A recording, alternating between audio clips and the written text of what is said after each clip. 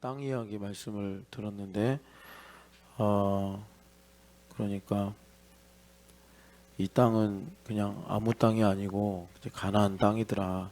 이 가나안 땅이라는 것을 우리가 기억하면서, 그러니까 우리가 땅을 소유한다는 것은 안식에 들어간다라는 것입니다.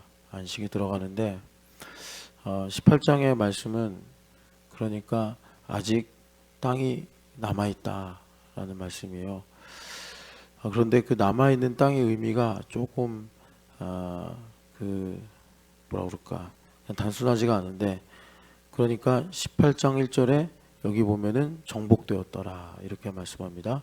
정복되었더라. 그리고 이 땅 분배가 마치면 땅이 다 이제 정복됐기 때문에, 어제 우리가 안식이 뭐냐라고 할 때 한 가지 케이스로 요단강 동편에 있던 이 세 지파 이야기 들었잖아요. 그들이 땅이 이미 있는데도 형제들의 안식을 위해서 형제들의 앞에 서서 이제 전진하겠다 하는 그 신앙 고백을 들었는데,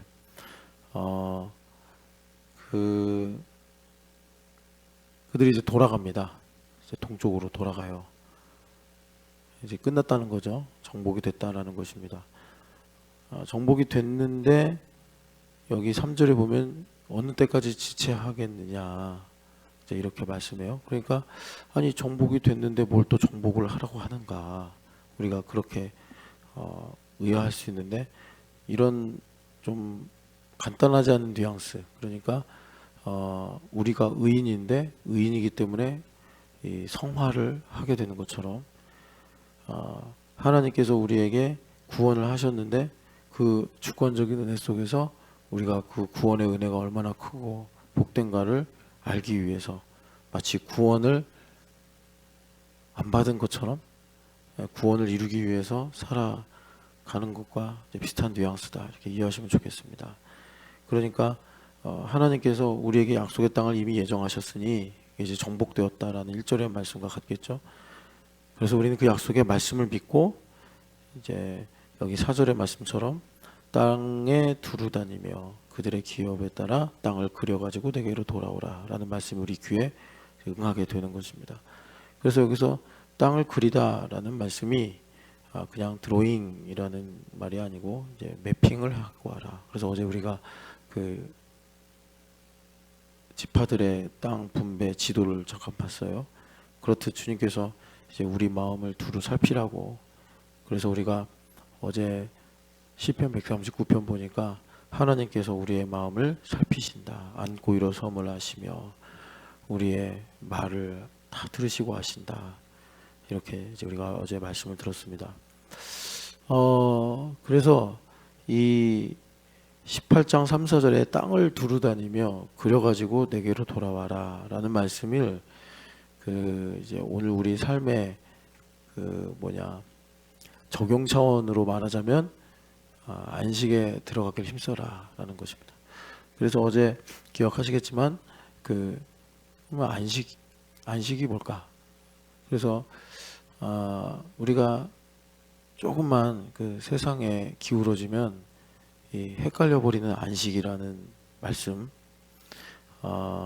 차라리 우리가 이해하기 쉬운 것은 그 십계명의 사계명처럼 아무것도 하지 마라, 아무 노동도 하지 마라, 집에서 불도 피우지 마라. 그게 더 이해가 쉬운 거예요. 그게 그러니까 하나님께서 사계명으로 안식일을 기억하여 거룩히 지켜라 라고 말씀하셨는데, 그게 아무 일도 하지 마라. 그날은 이제 하나님도 만나 안 내려주셨잖아요. 아무 일도 하지 마라. 그런데 이제 예수님께서, 율법의 완성이신 예수님께서 오셔가지고, 예수님은 안식일날 복음서 보시면 계속 안식일날 뭘 하셔가지고, 그래가지고 계속 문제가 되죠. 나중에 예수님께서 이제 신성모독죄로 심판을 받고 죽으실 때 그 중에 근거가 안식일을 범한 죄란 말이에요. 그러니까 우리가 이제 율법적인 이해에서 예수님을 중심으로 하는 복음적 이해로 보면은 안식은 그냥 다만 쉬는 게 아니고, 우리가 익히 많이 들은 대로 하나님의 일을 하는 거구나. 그래서 어제 여러분 우리 시대가 아예 이런 말을 합니다. 그 인간은 뭐냐? 그래 뭐 호모 사피엔스, 호모 루덴스 뭐 이런 얘기 있잖아요. 그 중에 하나가 인간은 파베르 일을 하는 존재다. 한데 이제 그게 이제 통하지 않는다는 거죠. 호모 사피엔스도 이제 뭐 마키아 사피엔스인가 해가지고 인간보다 더 지혜로운 존재가 이 뭐 인간이 이 땅에 살아온 시간이 뭐 30만 년 뭐 이렇게 이제 진화론자들은 얘기하더라고요. 인간이 이 땅에 출현을 해서 살아온 역사 동안 그 긴 시간 동안 인간이 제일 똑똑했다는 거예요. 여기 지구에 있는 생명체 중에. 그런데 그 이제 진화론자들의 말에 의하면 30만 년 만에 인간보다 더 똑똑한 이 종이 나타나는데 그게 이제 AI다. 이렇게 말하면서 이제 호모사피엔스도 사라졌다. 뭐 이렇게 말을 하는 사람도 있고. 그래서 인간이 무엇이냐 할 때 인간은 노동하는 존재다. 일을 하는 존재다. 물론 가축들도 인간이 이렇게 막 일을 시켜가지고 노동을 하지만 그건 노동이라고 할 수 없죠. 그런데 이제 AGI가 나타나서 에이전트로 다 해준다니까 이 노동의 의미가 위태로워진 거죠. 그래서 다만 이 땅에서 돈을 벌기 위해서 먹고 살기 위해서 일하는 노동은 이제 의미가 없어지는 거죠. 남보다 더 많이 가지기 위해서 일하는 노동은 없어지는 거예요. 그래서 우리가 이제 우리 삶을 유지해야 되고 사실 지난번에도 말씀드렸지만 선악과 때문에 하나님께서 너희들은 평생 얼굴에 땀을 흘려야 먹고 살 수 있다라고 말씀하셨는데 그게 우리가 이제 와서 생각해 보니 저주가 아니라 일하는 게 복이구나. 제일 피곤한 사람이 일을 안 하고 산 사람이라고 옛날부터 그랬는데 하나님께서 일을 주시는 것이 참 우리에게 이 흑암의 땅에서 하나님을 알고 또 우리가 삶을 유지할 수 있는 축복이구나. 사실 그게 원래 하나님의 에덴의 기획은 아니었죠. 그래서 예수님께서 오셔가지고 우리에게 그 안식에 들어가게 하시면서 우리의 살아가는 것이 이제 하나님의 일을 하고 살아가도록. 그래서 그것을 이제 정의하자면 하나님의 일은 사실 우리가 할 수가 없고 우리가 지혜롭지도 못하고 온전하지도 못해서 하나님의 일을 우리가 할 수가 없고 내 안에 계신 예수님께서 하나님의 일을 하시는 것이고 나는 그 일을 하고 내 안에서 그 일을 하시는 하나님의 일을 하시는 예수님을 기뻐하고 즐거워하며 사는 것이 안식이다. 그래서 이 말씀은 그러니까 우리가 예수님 믿고 구원받아서 교회를 다니는데도 불구하고 안식에 들어가길 힘써라 라는 말씀인데 성경에 보면은 안식에 들어가길 힘써라가 다른 곳에도 나와요. 근데 그거 조금 뉘앙스가 다른데 한번 우리 보고 오겠습니다. 차이를 좀 여러분 보셔야지 이 누구냐 여호수아서 18장 말씀이 더 좀 잘 이해가 돼요. 히브리서 4장을 보면 9절 8절 9절 같이 읽어보겠습니다. 히브리서 4장 8절 9절 만일 여호수아가 그들에게 안식을 주었더라면 그 외에 다른 날을 말씀하지 아니하셨으리라. 그런즉 안식할 때가 하나님의 백성에게 남아있도다. 아멘.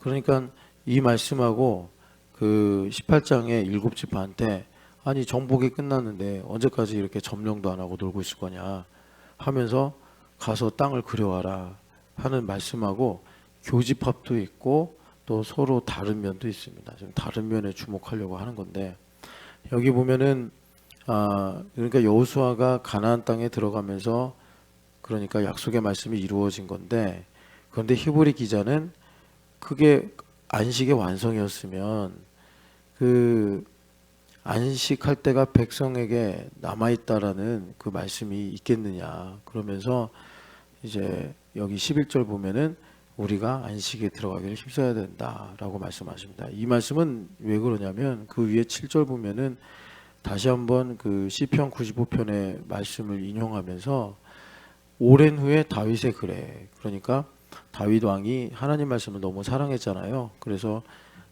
안식에 대해서 자기가 또 왕이라 이 유다 땅을 이스라엘을 다스리면서 이제 시편 95편을 쓰신 건데 그때 어느 날을 정하여 오늘이라고 이제 이렇게 말하면서 오늘 너희가 그의 음성을 듣거든 너희 마음을 완고하게 하지 말라.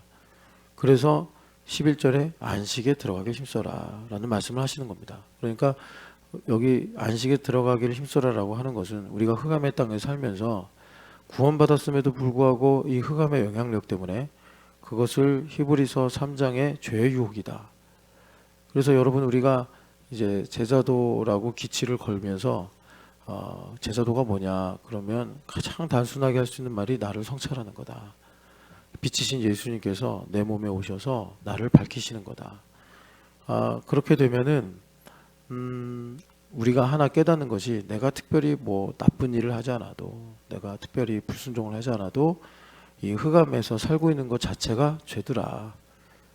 열역학 법칙처럼 그 무질서로 나아간대잖아요. 자연 상태에 두면 모든 것이 마찬가지로 우리가 이 흑암에 사는 것 자체가 흑암에서 내가 숨 쉬는 것 자체가 죄더라.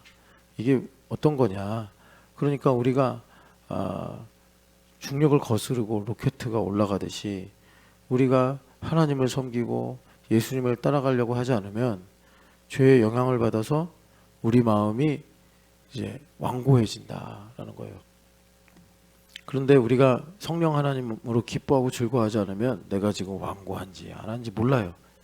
그러다가 이제 뭐 누구와 갈등이 생기거나 또 어떤 내가 현실에서 문제를 만나서 이런 가운데 어떤 선택을 해야 될까 싶을 때 이제 그때 드러나는 거예요. 내가 완고해 있구나. 뭐 예를 들어서 타인의 허물을 보고 막 내가 질색팔색하면서 이럴 수가 있냐 저럴 수가 있냐. 그러면 그동안 참 교회 봉사 열심히 하고 예배도 잘 했는데 그만큼 완고한 거예요. 여러분 이거 되게 좀 중요해요. 우리가 이 매핑을 해야 된다라고 어제 말씀드렸는데 그러려면 믿음으로 내 마음을 볼 수 있어야 되거든요. 그러니까 우리가 이런 거죠. 우리가 살면서 무슨 말을 듣고 화가 나고 갈등을 이제 만나요. 그럼 흔히 그런 거예요.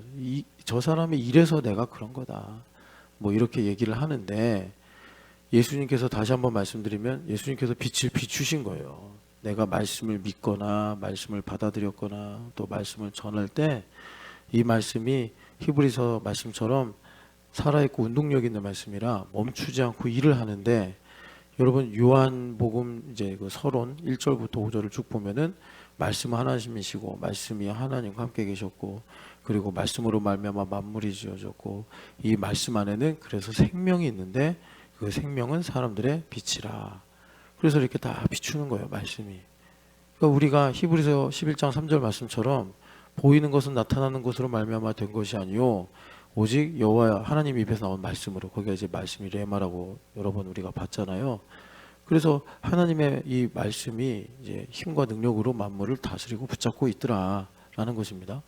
그러니까 박유민 집사님이 어떤 일을 하다가 화가 나요. 그러면 당연히 화나게 만든 사람이나 일을 가지고 이게 문제다. 그래서 화가 났다. 이렇게 말을 하면 본인도 너무 이제 이해가 쉽고 우리도 그 말 들으면 그렇구나 이해가 되는데 사실 하나님 중심으로 보면 이제 우리가 안식을 하기 위해서 하나님 중심으로 보면 박인미 집사님에게 하나님께서 말씀으로 빛을 비춰가지고 내가 지금 너 안에서 일을 해야 되는데 너가 지금 마음이 점점 굳어져 가고 있다. 나로부터 멀어져 가고 있다. 그것을 주님께서 드러내신 것이 우리가 영으로 주님께서 감동을 주면 못 알아들으니까 우리가 이제 기도하면서 또 말씀을 보면서 또 교회에서 섬기면서 성령 하나님께서 한 번, 두 번 말씀하실 때 엘리후의 말처럼 우리가 아멘 하고 들어서 내 마음이 이렇게 찬양을 해도 무미건조하고 교회 와도 딴 생각이나 나고 그러는구나. 우리가 그렇게 깨닫고 하나님 앞에 내 마음을 드리면서 하나님 내 마음을 부드럽게 하여 주옵소서 이러면 좋은데 우리가 또 이렇게 매일 모든 것이 반복이 되다 보면 익숙해가지고 그냥 내가 잘하는 줄 알고 그리고 이제 눈에 보이는 것에 문제가 없으면 내가 아무 문제가 없는 줄 알고 그러고 산단 말이에요. 그러니까 하나님께서 이 모든 현상계를 말씀으로 붙잡고 계신단 말이에요. 그래서 박인미 집사님 무슨 트러블이 생겨가지고 스트레스 받고 화가 나고 속상하고 이럴 때 여러분 만약에 복음서에 예수님께서 뭐 사역이 좀 안 풀려가지고 제자들이 말을 안 들어서 뭐 또 좀 하나님 말씀에 순종하고 왔는데 좀 너무 생각보다 고단해가지고 예수님께서 힘듭니다. 어렵습니다. 막 짜증내시고 화내시고 속상하고 정죄받으시고 그런 게 일점도 없잖아요. 복음서에. 예수님께서 뭐 아유 예수님은 직장 생활도 안 하시고 예수님은 뭐 이사갈 문제도 고민 안 하시고 여러분들이 그렇게 나오면 뭐 어떡하겠어요. 뭐 예수님 그러면 그게 이제 로마서 10장에 하나님 보좌에 계신 예수님을 끌어내리려고 하는 거냐, 우리를 구원하시기 위해서 무적행에 내려가신 예수님을 다시 더 끌어올리려고 하는 거냐, 율법주의자들이 하는 거 아니냐.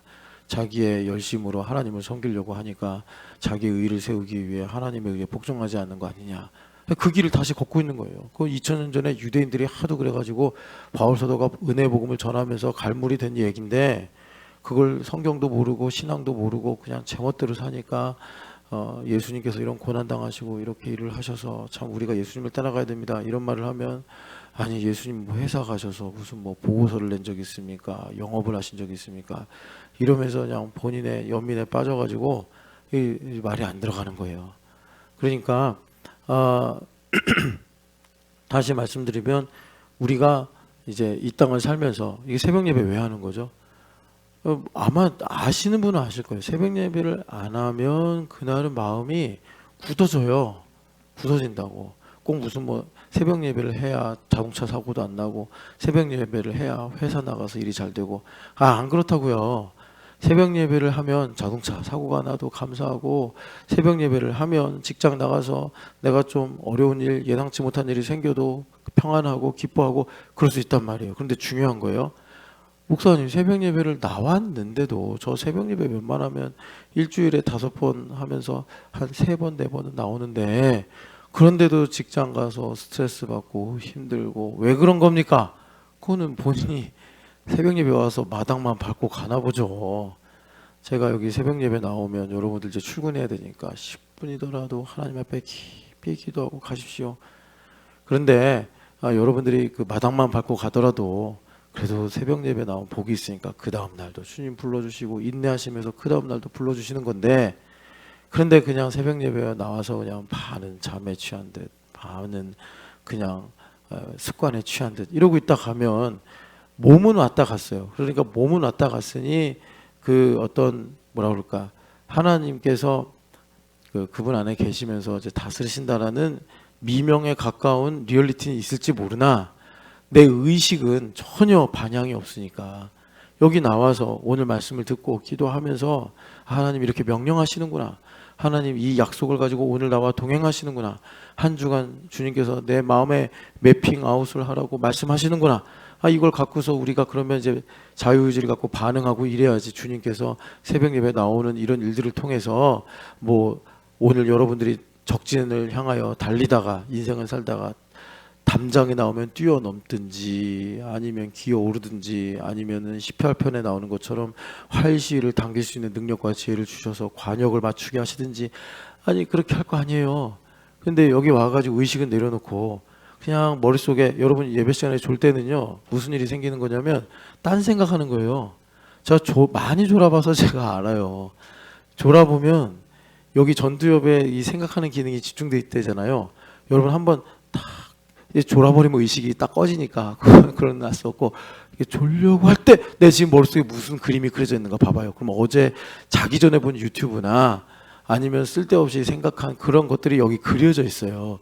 그래서 이 의식이 이쪽으로 싹 몰리면서 잠이 탁 오는 거예요. 예배 시간에. 제가 여러분들이 한 하루 어젯밤 일하느라고 잠을 못 자고 그래가지고 와서 조는 거는 제가 뭐라고 안 하는데, 제가 보니까 아직까지 한 3-4시간 자고 와도 예배 시간에 딱 오면 의식을 이제 우리가 가지고 하나님께 반응할 수 있단 말이에요. 3-4시간 정도는. 뭐 아직 우리 젊으니까 한 2시간까지는 괜찮을 것 같아요. 그래가지고 딱 와서 하나님 말씀 들으면 여러분 각자에게 성령 하나님 역사하셔서 지금 우리가 드리는 말씀, 듣는 말씀, 그리고 우리가 부른 찬양과 기도를 통해서 하나님께서 함께 하시며 역사하시는데, 그래서 우리 속사람이 강건해지고 겉사람은 이제 뭐라 그러죠? 하여튼 후패하나? 겉사람은 날로 강건해져서, 내가 여러분 진짜 AI는 보이는 세계를 꽉 잡고 있잖아요. 우리 꼼짝없이 갇히게 된 거예요. 꼼짝없이. 그래서 심지어 이 전문가들이 말하는 게 앞으로는 개인의 능력이나 개인의 어떤 기술 필요 없고 AI를 얼마나 잘 다루느냐. 그래서 우리나라의 그 HBM 만든 그 카이스트 교수님 있잖아요. 이분이 맨날 칼럼 쓰는데 일주일에 한 번씩 칼럼 쓰는데 이분이 무슨 말을 했냐면 앞으로는 AGI를 얼마 가지고 그 한 사람이 이런 이제 그 기업을 하나 만들어서 운영할 수 있다. 그러니까 이제 사람을 고용할 필요 없고 AI를 잘 다룰 수 있는 능력만 가지고 있으면 이제 그게 그 사람의 능력이 된다. 이제 이런 얘기를 쭉 하더라고요. 그러니까 이 말은 야 그러면 뭐 혼자서 사업할 수 있겠구나, 돈 잘 벌 수 있겠구나 이런 말이 아니라 우리가 AI한테 완전히 갇혀서 사실 그 예전부터 많은 사람들이 경고한 것처럼 임계점을 넘어가지고 AI를 내가 사용하는 건지 AI가 우리를 사용하는 건지 알 수가 없는 상태로 살아간다는 거구나. 디스토피아가 오는구나. 그럴 때 여러분 지금 딱 보면 아시겠지만 다시 샤먼이 돌아왔다니까요. 과학이 발전하고 그래서 여러 가지가 합리적으로 증명되고 뭐 옛날에 천둥이 치면 야 신이 진노에다 보다 그랬는데 이제는 이게 다 이 자연 현상에서 일어나는 일이구나. 그 근본적인 건 아직 몰라도 이런 걸 다 분석해 가지고 인간이 천둥을 치게 만들 수도 있고 뭐 이제 과학 기술을 이용하면요. 그러니까 더 이상 천둥이 친다고 해서 아이고 뭐 하나님 나 좀 살려주세요 이런 인간이 별로 없단 말이에요. 그래가지고 이제 세속사회다 그랬는데 사람들이 살다 보니까 이 인생의 자유의지를 감당할 수가 없는 거예요. 그래서 다시 이제 신을 찾기 시작하고 영매를 찾기 시작하고 그래서 여러분 젊은이들이 모이는 거리에 가봐요. 죄다 내가 진짜 이거 한 몇 년 전에 본 얘기인데 그 애들이 뽑기 하잖아요. 500원 1000원 넣고 뽑기 하잖아요. 그래서 인형도 타고 막 이러잖아요. 그런데 요즘 젊은이들이 뽑기를 하면 뭐가 나오느냐 점괘가 나온단 말이에요. 이런 뽑기가 있다니까 세상에. 그리고 어제 말씀드린 대로 우리나라에 똑똑하다는 사람들, 의사들, 법조인들 이런 사람들이 다 너무 인생이 고단하고 힘드니까 의사 결정 주체권 이걸 포기하고 그렇게 이제 심취한다는 거 아닙니까? 그래서 이제 다시 한번 말씀을 드리면 우리가 이렇게 새벽 예배 나와서 받는 은혜가 무엇이냐? 우리가 죄의 유혹을 받아 마음이 완고하게 되지 않도록 주님께서 은혜를 베푸신다. 그래서 주님께서 여기 10절에 안식에 들어간 자는 자기 일을 쉬느니라. 자기 중심성이 그러니까 자유의지로 살아가는데 자기 중심성이 그 사람을 지배하지 못한다. 그래서 우리에게 다시 한번 11절에 말씀하시는데 안식에 들어가기를 힘써라. 그러니까 여기 안식에 들어가기를 힘쓰라는 것은 마음을 완고하게 하지 않도록 항상 부드러운 마음 들을 수 있는 겸손과 온유를 가져라라는 말씀이죠.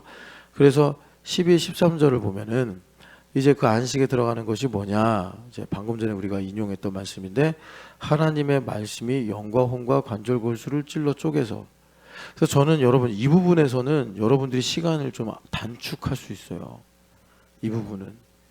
그러니까 이 부분은 동의를 드리면 되는 건데 아까도 말씀드린 것처럼 내가 새벽 예배 나와서 새벽 예배는 나와. 안 나오면 뭔가 좀 내가 죄 짓는 것 같고 하나님과 멀어지는 것 같으니까 새벽 예배는 나와. 근데 의식을 내려놓으면 안 된단 말이에요. 새벽 예배 나와서. 의식을 내려놓으면 여기 말씀이 살아있고 운동력이 있어서 영과 혼을 찔러 쪼개고 관절과 골수를 찔러 쪼개는 일이 안 돼요. 이거 의식이 있어야 돼요.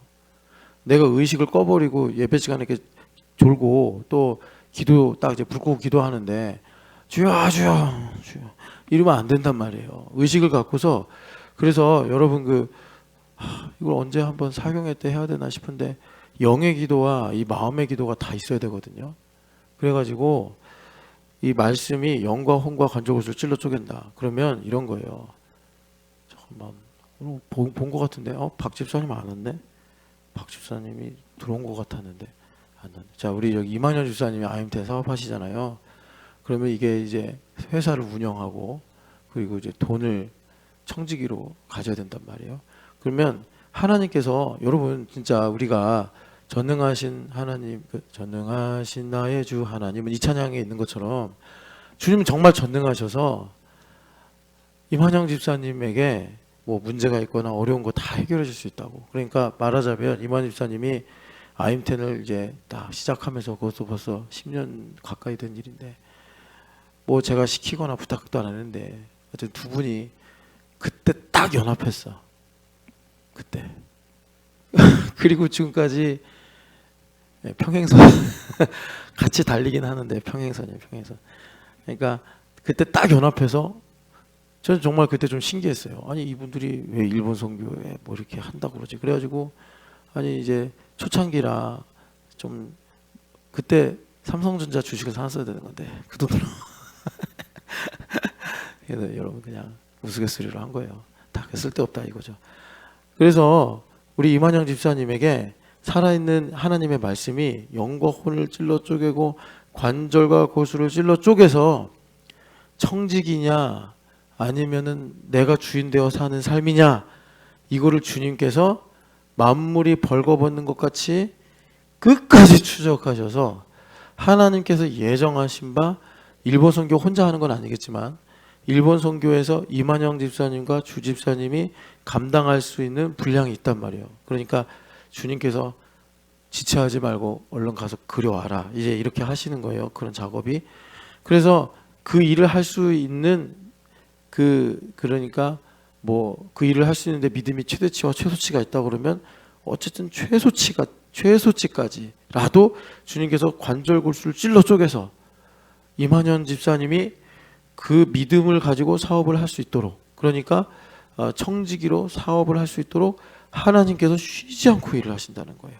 그러면 이만영 집사님에게 주신 시간 속에서 하나님께서 예배를 통해 기도를 통해 찬송을 통해 교회 생활을 통해 만나시고 임재하시는 그 모든 순간에 이만영 집사님이 예수님 말씀처럼 침노하듯이 하나님 중심을 가지고 그러니까 묵상하고 선포하고 기도하고 부르짖고 그럴 때 주님께서 이제 마음이 완고해 질 수 있는 우리가 완전히 이 문제를 해결하지 못해요. 그런데 하나님께서 어디까지는 하시냐면 김 목사님에게 예정하신 바 믿음의 분량이 있고 그 믿음을 갖고 김 목사님에게 하나님 나라를 상속하시려고 그분의 기뻐하시는 뜻을 따라 계획을 하셨다잖아요. 그것을 김 목사님이 이룰 수 있을 만큼 주님께서 이제 연단을 하신다 이겁니다. 그래서 영과 혼을 찔러 쪼개서 하나님 중심과 김진춘 중심이 무엇인지 분리시켜 버리시고 관절과 골수를 찔러 쪼개서 세상을 사랑하는 마음 그거 잘라버리시고 하나님 사랑하는 마음만 갖게 하시고 내 거라고 주장하는 거 제거하시고 이 작업을 우리가 이제 인격적으로 반응하는 것이 바로 안식에 들어가기를 힘쓰라라는 것입니다. 안식에 들어가기를 힘쓰라. 자, 이것이 안식에 들어가기를 힘쓰라 히브리서 버전이고 여기 이제 18장도 하나님께서 다 땅을 이제 정복을 하셨으니 너희가 가서 땅을 소유하고 그 땅에서 하나님 나라의 삶을 누리도록 너희들이 가서 그림을 그려와라 라고 말씀하시는데 이 말을 이제 우리에게 적용적으로 바꾸면 어떤 말씀이냐면 여러분 우리가 이미 예수님 믿었잖아요. 그리고 이미 구원 받았잖아요. 뭐 10년 전에 아니면 태어나면서부터 이미 예수님 믿었잖아요. 그렇기 때문에 우리가 맹점이 뭐냐면 왜 살지? 이 부분이 불명확할 수 있어요. 그러니까 예수님을 중간에 믿어서 그 예수님을 믿은 감격과 그 믿지 않음과 믿음의 이 차이가 뭔지를 생생하게 느끼는 사람은 그래도 동기부여가 돼요. 율법적으로라도. 그런데 저는 좀 이제 초등학교 때부터 우리 집이 예수님 믿기 시작했으니까 저는 어떻게 보면 모태신앙 같기도 하고 어떻게 보면은 또 중간에 믿은 사람 같기도 하고 그런데 그 모태신앙들은 아예 태어나면서부터 부모님 손잡고 교회 다니고 교회 안 나가는 게 이상하고 뭐 11조 안 하는 게 좀 더 죄송하고 뭐 이런 이제 정서를 가지고 있단 말이에요. 그게 참 큰 복인데 그런데 교회에서 말하기를 예수님 믿고 구원받는다. 난 이미 구원받았는데 그러니까 내가 살아가는 이제 여생의 모든 내용이 하나님을 위해서 하나님의 영광을 위해서 살기보다 그냥 내가 깨닫고 알지 못하면 세상 사람들이 하는 똑같은 방식으로 공부하거나 똑같은 방식으로 물질을 소유하는 이런 삶을 살기가 쉽더라 라는 거예요. 그래서 우리가 아이들이 이제 우리들의 자녀들이 그 이제 모태신앙으로 자라잖아요.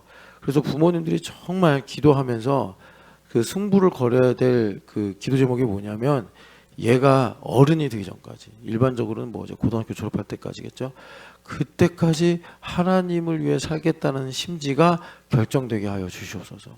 그게 우리 부모들이 한 20, 30년 앞선 선배로서 해줄 수 있는 최고의 선물이에요. 선물. 그러니까 우리 자녀들이 뭐 늦어도 30살까지, 요즘에는 뭐 45까지 이제 청년으로 보니까 내 45은 좀 아무리 그래도 좀 늦는 느낌이 좀 있고, 한 30 아니면 빠르면 20살 때까지라도 짐 엘리엇처럼, 여러분들 이게 무슨 소리인지 모르겠으면 전능자의 그늘이라는 책을 보시면 짐 엘리엇이 18살 때 하나님을 위해 살겠다 일기장에 쓴 말이 있어요. 우리 아이가 그렇게 하나님의 뜻대로 살게 하여 주시옵소서. 여러분 기도하시기를 축복합니다. 여하튼 그래서 그러지 않으면 왜 사는지를 몰라요. 그냥 남들이 대학 가니까 대학 가고, 남들이 돈 버니까 돈 벌고, 남들이 주식하니까 주식하고, 남들이 또 뭐 이거 하니까 저거 하고, 여행 다니니까 여행 다니고, 왜 여행을 가야 하는지, 왜 하나님 나의 삶에 섭리하시는지 모르고 살더라라는 것입니다. 그런데 여기서 맹점이 또 하나가 있는데, 여기 여러분들 다 새벽 예배 나와서 열심히 기도하시잖아요. 그래서 여러분들이 조금 이제 성경을 묵상하시면 알겠지만, 여러분들의 자녀들은 복을 받습니다. 물론 그 천국의 영적인 복도 받지만, 부모들이 이렇게 새벽 예배 나와서 기도하고 열심히 살잖아요. 그럼 율법적으로 이 세상에서도 적당한 복을 받아요, 아이들이. 그런데 여러분 그거 아십니까? 우리가 이렇게 새벽 예배에 나와서 기도하고 또 더 열심을 내는 이유가, 우리의 삶에 감사의 제목들도 있지만 고난 때문에 사실 우리가 여기 나와서 이렇게 기도하고 주님을 바라고 이렇게 우리가 피곤한데도 불구하고 기도하는 거예요. 그런데 얘네들이 받는 복이 뭐냐면, 부모들이 이렇게 그냥 개척자처럼 와서 기도하고 새벽 예배 때 기도하고 교회 봉사하고 충성하니까 얘네들의 삶에 고난이 없어요. 뭐 나름 흑암에 사니까 자기들 삶에도 어려움이 있겠지만, 부모들처럼 정말 이 막다른 골목 같은 데서 하나님을 찾는 그런 일이 웬만하면 없어요. 우리 자녀들의 삶, 성원이 삶에 웬만하면 그런 일 없어요. 아버지는 잘 기도하고 믿음 지키려고 애쓰고, 엄마도 교회 섬기려고 애썼는데 성원이의 삶에는 고난이 없다고. 예원이, 예준이의 삶에는 엄마 아빠가 이렇게 기도하고 살았기 때문에 웬만하면 그냥 좋은 사람 만나고 그냥 적당한 직장 다니고 그러면서 큰 고난이 없다고. 그런데 이것을 우리가 성경을 통해서 구원의 서사를 보니까 이게 결정적인 이 맹점이 돼가지고, 라오디게아 교회처럼 뜨겁지도 않고 차지도 않고 그냥 썬데이 크리스찬처럼 살아가는 거예요. 하나님 말씀은 살아있다 하는데 그냥 그거 옛날부터 담임 목사님이 하던 말 아니야, 그냥 이런 느낌을 갖는단 말이에요. 그래서 우리의 남은 문제가 뭐냐, 이제 이 얘기 하려고 계속 이렇게 제가 시간을 끌었는데, 우리의 남은 문제는 아까 기도한 것처럼 살면서 예수님을 더욱 사랑하는 문제예요. 그러니까 자칫하면 우리가 열심히 신앙생활을 했어요. 그런데 자녀들을 위해서 기도를 게을리했어. 타이밍을 놓쳤어요. 뭐 하나님은 반드시 뜻을 이루시는 분이니까 어떻게 해서든 하나님께서 그를 통해 영광을 받으실 거라면 뭐 30살이든 40살이든 아니면 죽기 직전이라도 하나님께서 신앙 고백을 받으시겠지만, 여러분 우리 아이들이, 우리도 마찬가지고, 에베소 교회처럼 처음 사랑을 잊어버리면, 처음 사랑을 잃어버리면, 여러분 다른 교회들은 하나님께서 혼내겠다, 하나님께서 훈계하시겠다, 이렇게 이 성령 하나님을 통해서 편지를 보내시는데, 에베소 교회는 처음 사랑을 잃어버렸어요. 그런데 중요한 거는 뭐 다른 교회들처럼 행위에는 문제가 없어요. 다른 교회들 보면 뭐 이세벨을 받아들였다, 니고달라 당의 교훈을 따랐다, 뭐 이런 말씀이 있잖아요. 그런데 에베소 교회는, 여러분 그 계시록 2장 읽어보시면 알겠지만 행위에는 완전했다라고 그래요. 그러니까 주님께서 뭐를 강조하는지가 확실하게 나타나는데, 처음 사랑을 잃어버리니까 주님께서 어떻게 하시겠다고 하느냐, 촛대를 옮기겠다 이렇게 말씀하시는 거예요. 그러니까는 이 말은 뭐냐면 이혼하자는 얘기예요, 주님께서 에베소 교회랑. 아니 근데 너무 에베소 교회가 사대 교회처럼 살았다나 죽은 자거나, 버가모 교회처럼 이 어떤 이 흑암의 영향력, 사탄의 영향력 가운데 놓여 있어가지고 시험에 들었거나 그러면 좀 우리가 이성적으로 이해하기가 쉬운데 에베소 교회는 하나님도 인정하신다고 그랬어요. 너희들 행위에서 온전하다, 완전하다. 그런데 내가 너한테 책망할 것이 하나 있는데 그게 뭐냐? 처음 사랑을 잃어버렸다. 그러니까 여러분 그 처음 사랑을 잃어버렸다는 것이 어떤 내용인가 뭐 정확하게 하나를 말하자면 내가 하나님 앞에 듣고 순종할 수 있는 이 뭐라 그럴까 겸손과 온유가 이제 마음이 굳어졌다 이제 이런 건데 그런데 이것을 다른 말로 말하면 어제보다 오늘 더 예수님을 사랑해야 되고 내일이 오면 오늘보다 내일 더 예수님을 사랑해야 되는데 이게 한국교회 이 고질병처럼 나 이미 구원받았으니까 이제 이후에 살면 내 마음대로 살아 이런 느낌으로 이제 가는 거예요. 에베소 교회가 그런다고 해서 막 문란하게 산 건 아닌데 매우 경건하게 살았음에도 불구하고 예수님을 더욱 사랑하려는 동력을 잃어버리니까 우리 주님은요 여러분 놀랍게도 어제보다 오늘 나를 더 사랑하시고 오늘보다 내일 나를 더 사랑하시거든요. 우리 주님은 그래서 영원히 사랑이시거든요. 그런데 그게 바다처럼 크니까 그냥 멈춰 있는 것처럼 느껴질 뿐이지 우리 하나님은 시간이 흘러가면 흘러갈수록 나를 더 사랑하시거든요.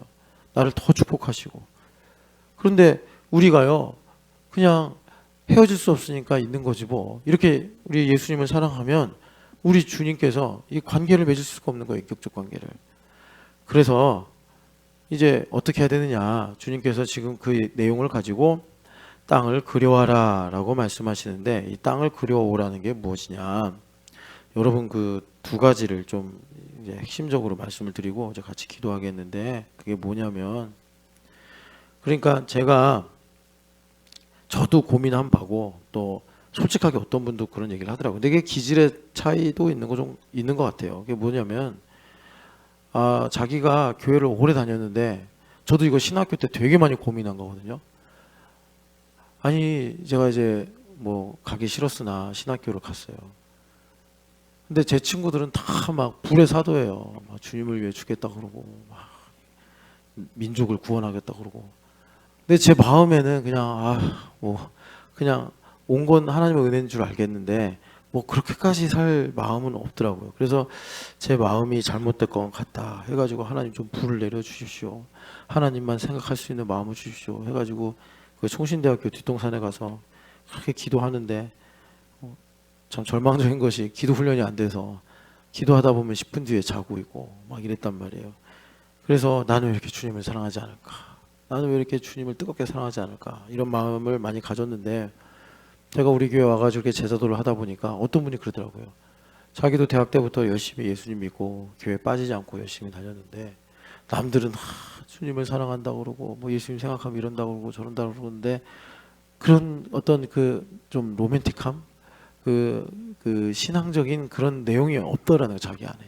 그냥 자기는 좀 무미건조한 것 같고 나는 왜 예수님을 저렇게 사랑하지 못할까 그런 고민을 가지고 있다 이런 말씀 하시더라고요. 근데 제가 그랬거든요.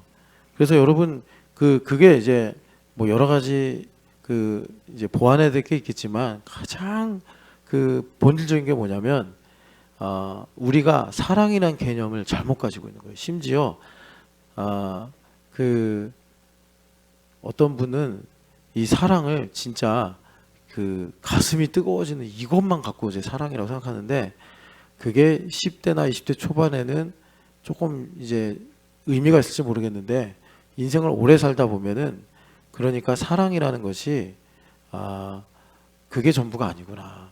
그거는 정말 나의 결핍으로 말미암아 내가 나를 사랑하는 마음이 저 사람을 통해서 반영돼 가지고 내 안에 약간 화학적 작용처럼 불같이 일어나는 거구나. 그래서 그렇게 뭐 사랑하니 좋아하니 했다가 이제 내가 좀 속상하고 이해가 안 되면 비방하고 비판하고 막 이런 일들이 생기는 거예요. 그러니까 사랑의 개념이 잘못됐다.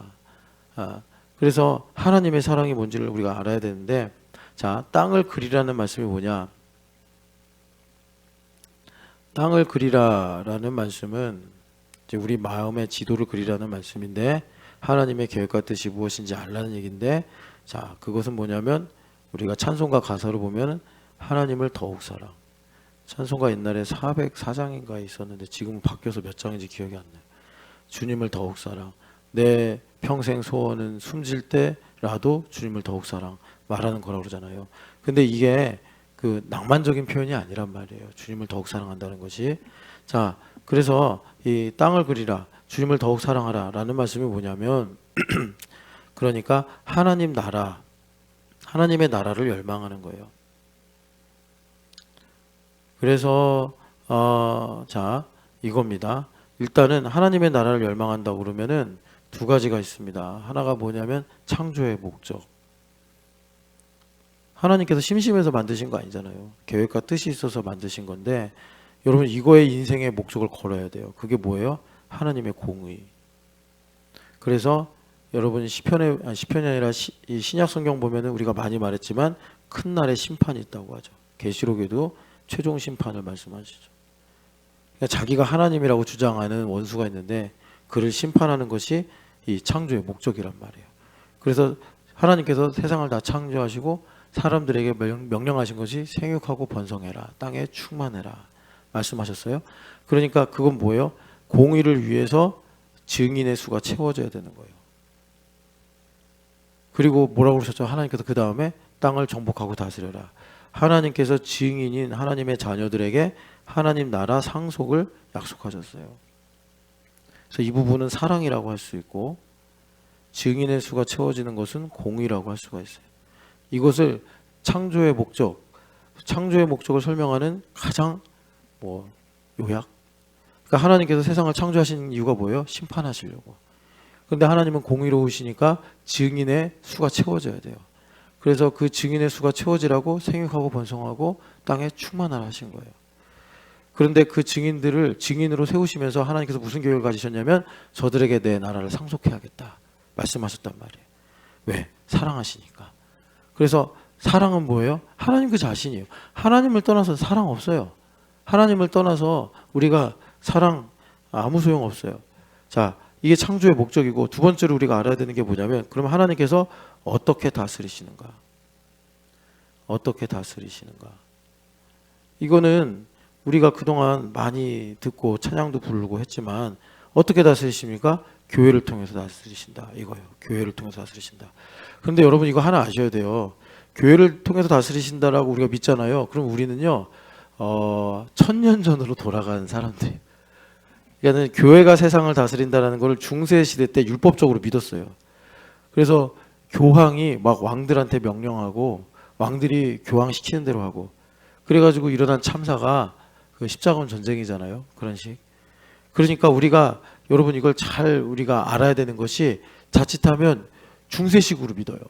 중세식으로 믿어서 우리가 하나님께 능력을 받아서 다니엘처럼 총리가 되고 요셉처럼 총리가 되고 다윗 왕처럼 권세를 잡고 이게 교회를 통해서 만물을 다스리는 줄 알아요. 그거 아니에요.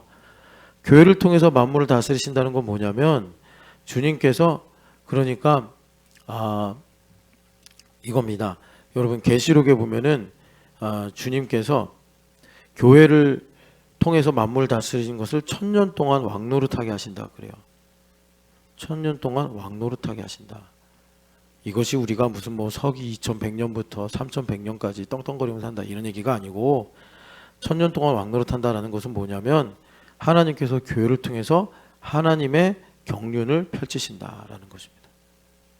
그러니까 큰 경륜으로 말하자면 제일 큰 경륜이지 예수님 재림밖에 안 남았어요. 예수님 초림하셨고 십자가에 달려 죽으셨고 그리고 부활하셨고 40일 만에 승천하셨어요. 그래서 우리가 신앙 고백하는 것처럼 하나님 보좌 우편에 앉아 계시다가 저리로서 이제 남은 경륜이 하나가 남은 게 뭐냐면 죽은 자와 산 자를 심판하러 오시리라. 이거 하나밖에 안 남았어요. 이제 큰 경륜은. 그런데 그 큰 경륜을 이루기 위해서 주님께서 뭘 해야 돼요? 증인의 수가 다 채워져야 돼요. 증인의 수가 채워지는 일을 위해서 하나님께서 오늘 21세기 초에 한반도에 펼치시는 경륜이 뭐냐? 이제 신촌여학교회를 통해서 보니까 북한 땅에 택하신 백성들을 돌아오게 하시는 거구나. 그래서 우리가 여러분 남한의 이 기독교가 그러니까 이미 한 70년 넘게 지났지만 북한 교회에 큰 빚을 지고 있어요. 왜냐하면 북한에서 월남하신 분들이 생명을 걸고 여기서 교회 세우고 저 남산에다 집 짓고 해방촌 만들고 세우면서 거기서부터 이제 그 어떻게 보면은 서북지방에 있던 부흥의 전통이 남한에 이식이 돼가지고 지금 남한 교회가 이렇게 유지가 되고 있는 거거든요. 그러니까 우리가 이렇게 빚진 자로서 희년을 정말 믿는다면 하나님 저 북한 땅에 희년을 선포하셔서 하나님 택하신 바, 얼마 전에 우리 잊어버리면 안 되는 게 뭐 영화 보고서 막 우리가 감동 받았잖아요. 북한에도 주님께서 저렇게 일을 하시는구나. 주님께서 그 일을 얼마든지 하실 수 있도록 우리가 하나님의 경륜에 편승이 돼서 북한 땅을 위해 기도하고, 또 여러분 우리가 독일 통일의 그 예를 봐서 알겠지만 하여튼 일꾼들이 필요하단 말이에요. 그럴 때 나 혹은 우리의 다음 세대가 일꾼으로 쓰임받을 수 있도록 우리가 준비하는 것이 천년 동안 왕노릇하리라는 말씀이 우리 가운데 이루어져 하나님의 경륜에 편승이 되어 살아가는 거예요. 그게 이 교회를 통해 만물을 통치하신다는 거지, 내가 무슨 공부를 하고 사업을 하는데 하나님께서 나의 기도를 들으시고 나의 사업을 승승장구하게 하셔서 나로 막 이제 돈을 가지고 헌금하게 하시고, 이게 하나님께서 교회를 통해서 만물을 통치하신다가 아니고, 하나님께서 이제 시세를 읽게 하셔서 하나님께서 정말 이 통일을 간절하게 원하시는구나. 그럼 통일을 하나님께서 하기 이제 원하시는데, 여러분 그럼 일꾼이 필요하잖아요. 그 청년 부흥이 필요한 거고. 그래서 우리가 캠퍼스의 청년들에게 교회됨의 복음을 전해서 저들이 땅을 가지게 되면 저들이 청지기가 되어서 어쨌든 우리가 가고 난 다음에도 이 통일의 일들을 또 하나님께서 하실 수 있도록 순종하지 않겠냐. 그 일본 선교는 좀 잘 모르겠어요. 일본 선교는 이제 원수를 사랑하라는 말씀 때문에 우리가 일본을 위해서 기도하고 하는 건데, 지금까지 우리 교회가 이렇게 하고 온 거 보면 일본 교회 선교사님들이 참 우리 교회를 작은 교회인데도 사랑해 주시고 잊지 않아 주시고 하는 거 보면 하나님께서 분명히 일본 선교를 우리 교회를 통해서 하실 것 같긴 한데, 그런데 이 일본 선교가 하나님의 경륜에서 왜 하필이면 일본 선교인가? 그 뭐 중국과 한국과 일본에 무슨 관계가 있나? 얼마 전에 저는 좀 그러지 않은데 이제 MZ 세대들에게 그 특이한 그 유행어가 있대요. 그게 중티래요, 중티. 여러분 중국 드라마 보셨어요? 그 우리나라 막장보다 더 막장이거든요, 사실 보면. 근데 이상하게 빨려 들어가요. 그래서 비웃다가 그냥 하루 만에 다 본대요. 그래서 뭐 중국 음식, 중국 또 패션도 중국을 많이 따라한대요, MZ 세대 애들이. 나는 좀 이해가 그건 정말 더 안 돼. 중국 드라마보다. 중국 드라마 너무 숨어서 중국 드라마 보지 마시고. 네. 근데 그 중티들이 있대요. 근데 이 중국의 영향을 받는 거는 좀 별로인 것 같아요. 왜 별로라고 생각하냐면 이게 좀 기독교랑 좀 많이 다르거든요, 우리나라 기독교 문화랑. 그래서 자, 이겁니다. 주님을 더욱 사랑하라. 우리가 주님을 정말 사랑하는 거는 이의가 없죠. 근데 이거를 우리가 뭐 이렇게 막 주님 생각하면 눈물이 나고, 물론 그럴 때도 있어요. 근데 그게 전부가 될 수는 없고, 그런 것들이 나의 삶에서 다양한 모양으로 이루어지려면 하나님 나라를 열망해야 된다. 그래서 여러분 결론은 뭐냐면, 우리가 남아있는 땅을 주님께서 이제 그 정복해라라고, 점령하라라고 말씀하시는데, 그거를 생각하면 여러분들의 인생이 아이고야 AGI 때문에 나 일자리 없어지면 어떡하냐, 야 내가 이거 뭐 회사에서 이제 그만두면 나는 이제 앞으로 뭘 먹고 사냐, 나 이사가 이제 이사를 해야 되는데 집값도 오르고 월세도 오르고 대출도 안 되고, 야 나 이거 이사 어떻게 해야 되냐, 그런 거 다 live over a wall, 그걸 뛰어넘어서 하나님 헤브론 산지를 나에게 주시옵소서, 이렇게 기도하고 산다고. 우리가 안식에 들어가지 못했기 때문에 목사님 저 이제 회사에서 나가라고 합니다. 어떻게 하면 됩니까? 이제 우리는 뭐 먹고 삽니까? 그렇게 전전긍긍하는 거라고요. 주님께서 이런 모든 상황을 아시고 우리 교회에게 명령하시는 것이 정복되지 않았냐. 내가 시편 2편의 말씀대로 너에게 열방을 준다고 하지 않았냐. 왜 매핑을 안 하고서 뭐 이제 여기 우리가 어제 들은 대로 누굽니까? 요셉 지파처럼, 아니 보니까 동쪽 서쪽 다 합치면 제일 땅을 많이 가진 지파가 말이에요. 삶의 그거 얼마나 차지했는지 모르지만 그 에브라임 산지 그거 차지하기 힘들다고 와가지고 땅 더 내놓으라고 하니 여호수아가 율법적으로 니들이 양심이 있냐 이렇게 말씀 안 하시고 너희들은 큰 민족이니까 그 산지를 점령할 수 있다 이렇게 축복하면서 말씀하신 거 아니겠어요? 여러분, 그래서 우리가 하나님 나라를 열망해야 돼요. 내가 직장을 얼마나 더 오래 다니느냐, 내가 얼마나 더 좋은 집에서 사느냐, 거기에 답이 있는 것이 아니고 내가 어떻게 하면 사업을 더 잘할 수 있냐, 거기에 답이 있는 게 아니라 우리들 마음에 하나님께서 그 이미 땅의 지도를 심어 놓으셨단 말이에요. 그래서 이 땅의 지도를 그리는 것과 유사한 본질이 같은 게 뭐냐면 다윗 왕이 역대상 28장 29장에 말하는 여호와의 손이 나에게 설계도를 그려 주셨느니라, 이 말씀이에요. 여호와께서 나에게 설계도를 그려 주셔서 내가 이렇게 성전을 지을 그 열망을 가지게 됐다. 그랬더니 어떻게 돼요? 다윗 왕이 놀라운 지혜를 깨닫는데 모든 것이 여호와의 손으로부터 왔사오니 여호와의 손으로 돌아가나이다. 우리 김찬환 집사님이 어떤 결심을 가질지 모르겠는데 정말 사소한 일이었어요. 벌금을 내느냐 안 내느냐. 아니 제가 볼 때는 아니 그거까지 뭐 내면 되지, 그거 갖고 저렇게 등산을 하는 10시간 넘게 발이 없고 저렇게 기운 빠져 있을까 했는데 이게 영적인 문제니까 그런 거예요. 영적인 문제니까. 그래서 김찬환 집사님이 벌금을 내도 하나님의 것, 나중에 내려오면서 자신이 그랬어요. 벌금을 내도 하나님의 것, 벌금을 안 내도 하나님의 것. 그러니까 그 말을 이제 완성형으로 바꾸면 하나님의 손으로부터 와서 하나님의 손으로 돌아갈 뿐입니다. 그렇게 될 때 AGI가 와서 판을 치든 ASI가 와서 우리를 뭐 꽁꽁 묶어 놓든 간에 여러분 우리가 이 땅에서 하나님의 경륜의 편승이 되어 우리의 삶을 지키고 하나님의 뜻이 이루어지는 놀라운 복을 누리고 살아갈 줄을 믿습니다. 그래서 여러분 꼭 이 땅을 그리는 일들, 하나님 오늘 기도하는데 하나님 나의 마음에 하나님의 뜻이 무엇이고 계획이 무엇인지 알 수 있도록 나의 마음의 지도를 그려 주시옵소서 기도하고 하나님 나라를 열망하시고 항상 여러분 이 자리에 오실 때마다 하나님 나에게는 아직 점령해야 될 남아있는 땅이 있습니다. 하나님 이 땅을 나에게 주시려고 하는 하나님의 열심을 나에게 허락하여 주시옵소서 간구하시기를 축복합니다. 하나님 아버지, 우리에게는 아직 소유해야 할 땅이 남아 있습니다. 하나님 나라를 열망하게 하여 주시옵소서. 하나님 특별히 오늘 아침에 기도하는 주의 백성들에게 하나님 성령 하나님을 충만하게 하사 믿음의 눈이 열리게 하여 주시옵소서. 하나님 현상을 보는 것이 아니라 현상 이면에 만물을 붙잡고 계시는 하나님의 말씀을 볼 수 있도록 하여 주시옵소서. 하나님 그것이 우리 마음에 있습니다. 우리 마음의 눈을 열어서 하나님의 나에게 주실 그 상속의 땅이 무엇인지 하나님 구체적으로 깨닫고 간구하고 기도할 수 있도록 주님께서 지혜와 계시의 영을 부어 주시옵소서. 부활하신 예수님의 이름으로 기도합니다.